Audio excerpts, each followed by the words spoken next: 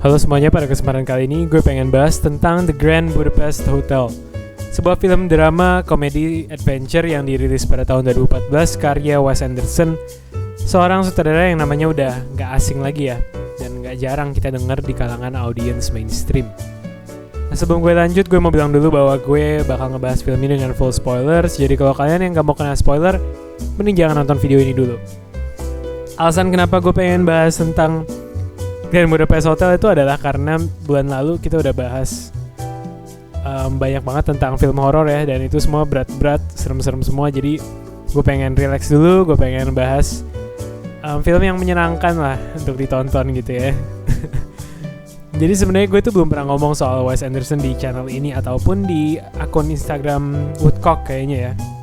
Dan memang sebenarnya dia bukan salah satu sutradara yang sangat-sangat favorit gitu buat gue, tapi ada sih beberapa karyanya yang gue suka banget. Contohnya ya The Grand Budapest Hotel sama satu lagi Fantastic Mr. Fox. Nah, The Grand Budapest Hotel ini cukup fenomenal ya pas dirilis. Gue inget beberapa temen gue tuh sempet ngomongin film ini juga pas gue masih SMA. Dan Wes Anderson sih emang punya ciri khas yang ikonik banget ya, terutama dari sisi sinematografinya gitu. Gambar yang simetris, gak banyak gerakan-gerakan kamera yang fancy atau apa, tapi komposisi dari shot-shotnya tuh unik dan juga lucu. Oke, mungkin adalah gerakan-gerakan yang menarik, tapi gak ada yang secara elaborate dia nunjukin kalau kamera worknya tuh fenomenal gitu. Nah, biasanya tuh cuman dari stills atau dari foto-foto doang, lo tuh bisa langsung tahu kalau oh ini nih film-filmnya Wes Anderson gitu. Jadi emang gampang banget buat orang tuh bisa suka sama stylenya dia. Tambah lagi dia selalu pakai cast yang terkenal juga kayak Edward Norton, Owen Wilson, etc. Kalau gue perhatiin sih persona dari fans-fansnya Wes Anderson tuh kayak orang-orang yang quirky dan ya pengen beda dari yang lain gitu ya. Which is juga salah satu alasan kenapa gue sempet gak suka sama Wes Anderson gitu, gara-gara terlalu banyak orang tuh ngomongin dia dulu dan menganggap dia kayak sutradara yang sangat anti mainstream dan sebagainya lah. Padahal sebenarnya ya nggak gitu-gitu amat juga. Nah, The Grand Budapest Hotel itu bercerita tentang sebuah hotel mewah yang terletak di negara fiksional bernama Republik Zubrovka di daerah Eropa Timur di tahun 1930-an, di mana hotel-hotel mewah itu masih populer keberadaannya dan sangat dipandang oleh masyarakat. Iya, jadi ini bukan lokasinya di Budapest yang di Hungaria ya, tapi emang namanya aja Grand Budapest gitu. Nah, kisah yang disampaikan di The Grand Budapest Hotel itu adalah cerita di dalam cerita di dalam cerita. Jadi sebenarnya filmnya ini berkisah tentang Monsieur Gustav, seorang concierge yang bekerja di Hotel Grand Budapest itu yang telah dituduh sebagai pelaku atas pembunuhan seorang bangsawan bernama Madame D, yang merupakan juga love interest dari Gustav itu sendiri, serta petualangannya bersama seorang lobby boy yang baru bekerja di Grand Budapest Hotel bernama Zero Mustafa, seorang imigran asal mungkin Timur Tengah ya. Nah, awalnya film ini tuh berjalan seperti komedi biasa ya, yang di set di sekitar hotelnya doang. Tapi lama-kelamaan kisah Monsieur Gustav ini dan Zero juga menjadi makin seru. Ada kejar-kejaran, kabur dari penjara, baku tembak, banyak deh. Intinya sih film ini menjadi kisah petualangan yang seru dan banyak twist and turns yang bikin pengalaman nontonnya jadi asik. Nah, film ini juga bermain dengan ide-ide kayak nostalgia dan mengenang masa lalu yang cukup diromantisasi gitu ya.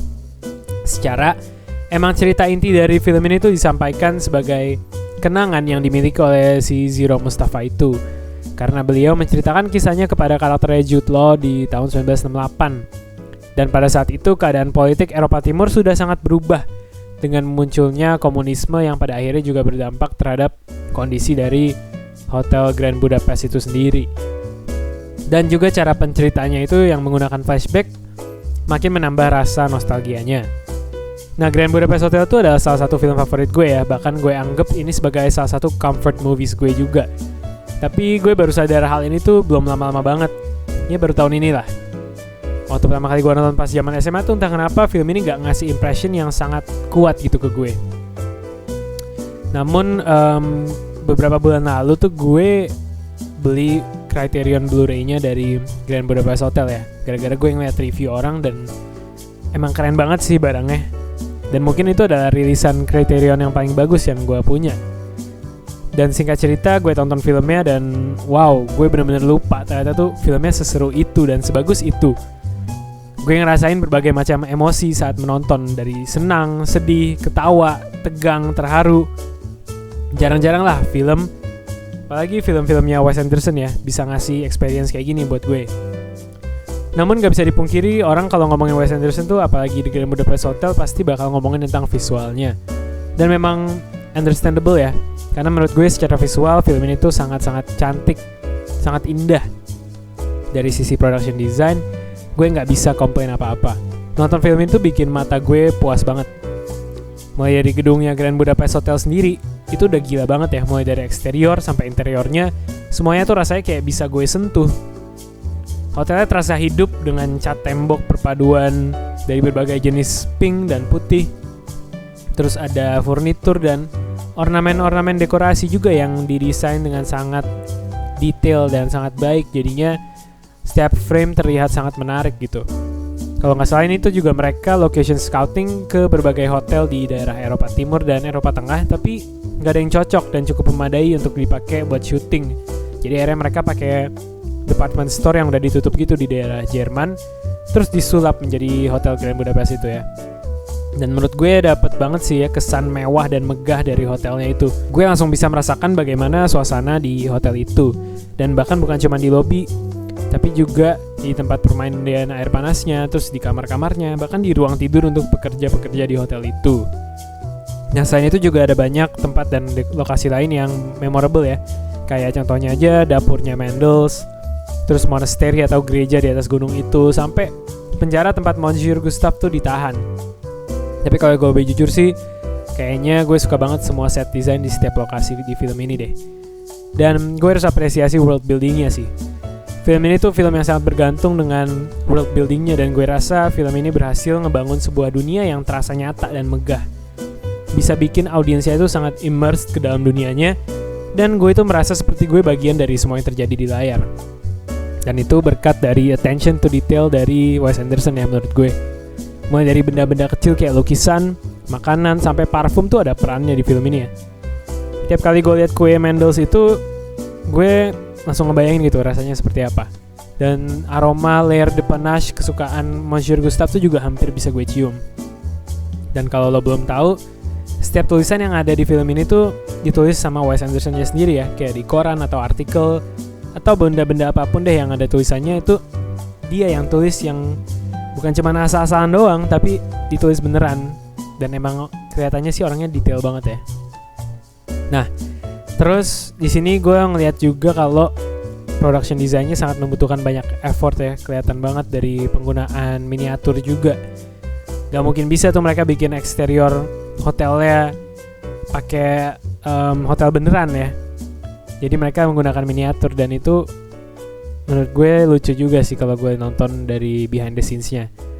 Nah, sebenarnya scene favorit gue tuh sebenarnya pas karakternya Willem Dafoe sama Jeff Goldblum tuh lagi kejar-kejaran gitu ya.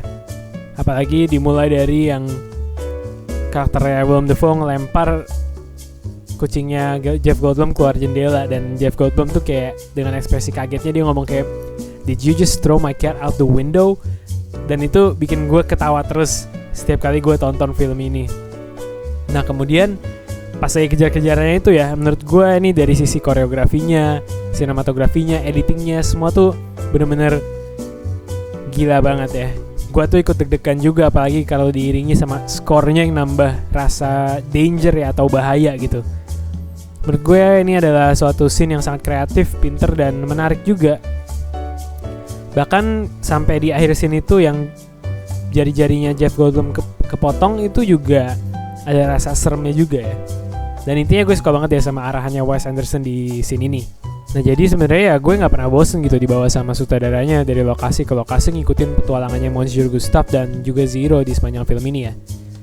Tapi sebenarnya dibalik production design yang megah, pewarnaan yang keren, serta permainan kamera yang kreatif, film ini juga punya sisi emosional yang lumayan bikin gue terharu melalui hubungannya antara Monsieur Gustave dan Zero ya. Pada awalnya mereka tuh cuma sebatas atasan dan bawahan, dan mentor dan murid juga. Tapi ternyata mereka ini bisa menjalin hubungan yang lebih dari itu. Ternyata mereka bisa menjalin hubungan pertemanan yang sangat erat gitu ya.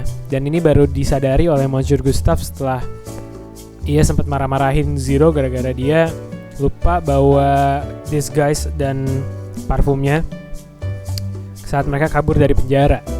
Dan di situ akhirnya kita sebagai audiens juga baru tahu ternyata Zero itu merupakan seorang pengungsi atau refugee dari negara yang lagi ada perang gitu di situ. Dan di situ kita melihat bahwa Monsieur Gustave bisa memaafkan Zero dan akhirnya menurunkan pride-nya itu ya, mungkin untuk bisa menerima Zero dan ya menjadi mentor sekaligus figur bapak lah ya mungkin ya. Nah, selain itu semua, bagian lain yang menurut gue gak kalah penting juga dari film ini adalah historical konteksnya ya. Jadi kan film ini diset pada tahun 1930-an dan itu sebelum Perang Dunia Kedua ya. Dan kita tahu Eropa tuh adalah panggung utama dari perang tersebut, apalagi di daerah-daerah Jerman. Jadi di film ini Wes Anderson juga ngebangun suasana tegang di Eropa pra Perang Dunia Kedua. Bagaimana paham fasisme tuh mulai memiliki kekuasaan dan mulai kesebar di Eropa, dan kita bisa lihat ini waktu Zero nggak sengaja baca koran yang ada berita meninggalnya Madame D di halaman depan. Nah di situ ada tulisan kayak "Will there be war?" Tapi ya Gustave tuh malah fokusnya ke Madame D doang. Tapi akhirnya bener aja, akhirnya mereka waktu lagi di kereta OTW ke rumahnya Madame D, mereka dicegat sama tentara-tentara pakai seragam abu-abu gitu. Dan ini lumayan reminiscent ke tentara-tentara Nazi ya. Dan terus di akhir filmnya itu juga Grand Budapest Hotel dipenuhi dengan tentara dan bendera-bendera yang menunjukkan logo huruf ZZ gitu.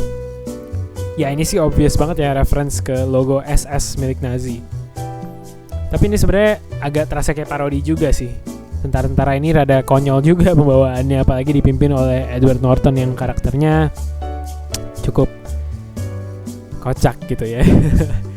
Dan seperti yang gue bilang di awal review ini, film ini tuh juga menunjukkan dampak perubahan dan kemunculan komunisme pasca Perang Dunia Kedua di Eropa Timur. Kelihatan banget perbedaan antara Grand Budapest Hotel versi tahun 68 dengan tahun yang 30-an.